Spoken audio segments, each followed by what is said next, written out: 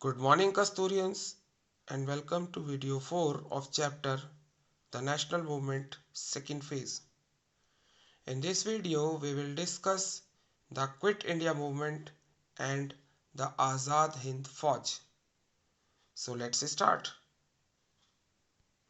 When the civil disobedience movement was withdrew by the Congress in 1934 May, following the same year, in August 1935, the British Parliament announced the Government of India Act. Actually, it was the revised Government of India Act which was passed in 1919, and after the recommendations of the Simon Commission, this act was further re-announced by the British Parliament as the Government of India Act of 1935. According to this act, India was to become a federation if more than half of the princely states which were existing at that time, if they permit to become a part of India, only then India will become a federation. Second important feature was the granting of provincial autonomy. That is, earlier they were provincial legislative councils in which the transferred issues like education and health, which the Britishers considered to be less important, were there. Now, according to this revised act, the ministers of the provincial governments, they will be responsible to the legislature, and the powers of the legislature were increased.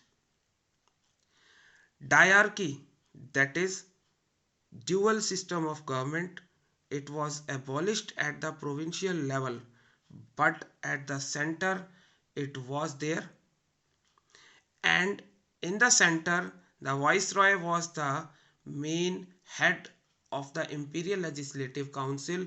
This act made the viceroy to become more powerful. More powers were vested to the viceroy, and he was not responsible for his doings or actions to the legislature. This act, although it was introduced in the name of reforms, but the Congress, it found that again the powers are with the viceroy or the English parliament representative, so they rejected this act, and the Congress decided to contest the elections which are going to be held in 1937. The results of the elections, when they were announced, the Congress won absolute majority of seats in 6 provinces. That is, it almost swayed all the elections, and only the Congress candidates, they won the elections. And in 3 provinces, the single largest party was Congress, and it formed ministries on its own support in 7 out of 11 provinces, and these ministries, they did some useful work in education and for the upliftment of the Harijan, as seen by Gandhiji. When all this was going on in 1939, the Second World War started, and the Britishers, they involved India in this war without consulting the Congress leaders, and they promised that if the Indians will fight for them in the war, they will definitely provide freedom to India. But when the war was over, the Britishers, they didn't keep their promise, and it infuriated the Congress leaders. As a result, in March 1942, Sir Stafford Cripps, who was a lawyer and who was a friend of the British Prime Minister, he was sent to India with some proposals. The Congress felt that the proposals were satisfactory, but the time for these proposals has already passed, and the proposals were very little in favor of Indians. That's why Gandhiji, he described the Cripps proposal as a post-dated check on a crashing bank.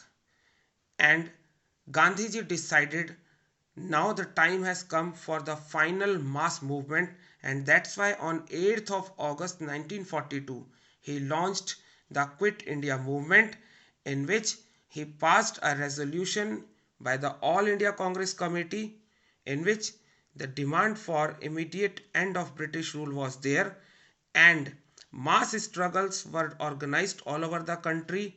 Gandhiji gave the very famous slogan of do or die, that is Karo ya Maro, and this slogan inspired the entire nation, and even the children, not only men and women, even the children, they began to dream of a independent and free India. The government responded with aggression to this movement. Congress was declared illegal and it was banned, and most of the Congress leaders were arrested before they can mobilize or before they can start the movement and carry it forward to the all nation. But the people were now awakened and they became unstoppable. Strikes and demonstrations were organized all over the country, and they started attacking symbols of British government like the railway stations, law courts and police stations. At some places, incidents reporting damage done to the railway lines were reported, and telegraph lines were also cut. And people at some places they set up their own independent governments. The British they called the army to assist the police, and so many instances of lathi charge and firing on unarmed demonstrations were reported. The protesters or the demonstrations they were arrested and they were tortured. Their homes were raided and destroyed. And by coming of December 1942, some 60,000 people were imprisoned by the British. The Indians they suffered during the Second World War, and following that World War, a terrible famine in Bengal took place in 1943, in which it was said that some 30 lakh people died, but the government did very little to provide relief to Indians. The Indian National Army or the Azad Hind Fauj was formed as a strong opposition to the British rule. It was formed by the Indian Independence League, which was the association formed by Rash Bihari Bose, and General Mohan Singh became the leader of this army. This army consisted of Indian war prisoners who were serving the British and who were captured by the Japanese during the Second World War. And some of the Indians who have settled in Southeast Asia, they also joined the army, and the army grew and its strength became over 45,000 soldiers. In 1943, the leadership of Azad Hind Fauj it came in the hands of Subhash Chandra Bose, who was popularly called Netaji. On 21st October, Netaji declared that he is going to form a provisional government of independent India in Singapore. From Singapore, after this declaration, he went to Andamans and he hoisted the Indian flag. In 1944, Netaji led the Azad Hind Fauj to enter India through the northeastern route. With the help of Japanese, he wanted to organize an anti-British revolt, and he gave two popular slogans, Delhi Chalo and Jai Hind. These two slogans make the people to become a part of the Azad Hind Fauj, and even the women they also joined the army in large numbers. And Rani Jhansi regiment, which was a separate women's regiment, was formed, which was led by Captain Lakshmi Swaminathan.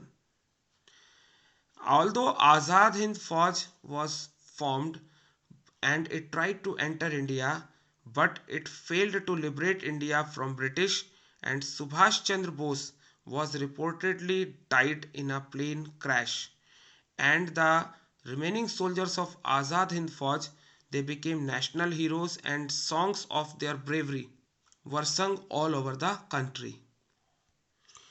In 1946 February, the cabinet mission arrived in India with a plan to provide independence to India. According to this plan, an interim government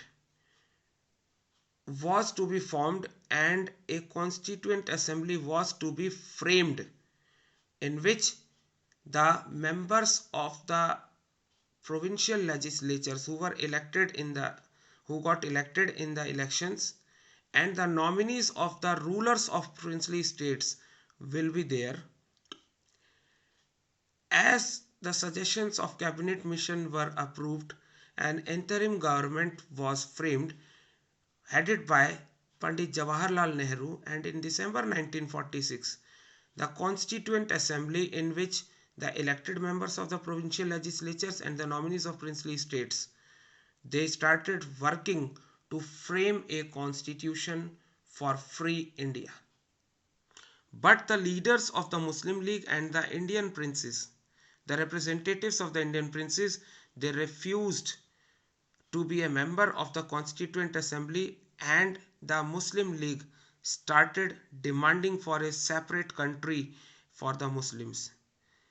In It was in March 1947 that Lord Mountbatten, he came as the last viceroy, British viceroy to India, where on looking that the demand for the separate Muslim state is becoming stronger, he presented a plan to divide India into two countries, India and Pakistan, and the princely states were given the authority that they are free to join either of the two.